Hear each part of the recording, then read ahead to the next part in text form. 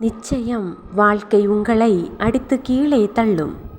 அப்போது மீண்டும் எழுந்து நிற்பவன் மட்டுமே வாழ்க்கையில் வெற்றியடைகிறான். சிலர் உன்னை எந்நேரமும் குறை சொல்லி கீழே இறக்கிவிட காரணம் நீ பெரிதாய் வளர்ந்து விடுவாய் என்ற பயத்தில்தான். முற்றுப்புள்ளியை கூட 3 முறை வைத்தால் தொடர்ச்சியாகிவிடும். முயற்சித்துக் கொண்டே இருங்கள், உங்கள் வாழ்க்கை அழகாகும். மனம் விரும்பும் பாதையில் மகிழ்வுடனும் நிறைவுடனும் பயணியுங்கள். மற்றவைகளை காலம் பார்த்து கொள்ளும். குறை சொல்பவர்களுக்கு நன்றி சொல்லுங்கள். ஏனென்றால் உங்களை நீங்களே செதுக்க காரணம் அவர்களே. தவறுகள் எப்போதும் மன்னிக்கப்படக்கூடியவை.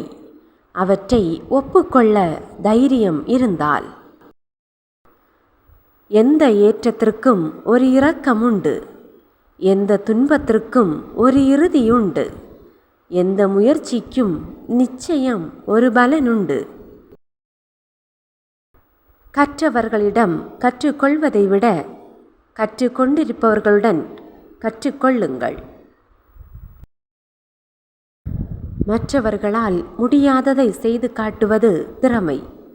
திறமையால் முடியாததை செய்து காட்டுவதுதான் மேதாவித்தனம்.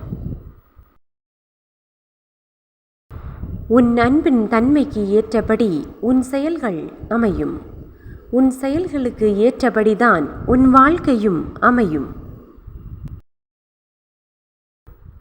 வெற்றி என்பது முடிவும் அல்ல, தோல்வி என்பது வீழ்ச்சியும் அல்ல. இரண்டுமே அடுத்த கட்ட வளர்ச்சிக்கானது.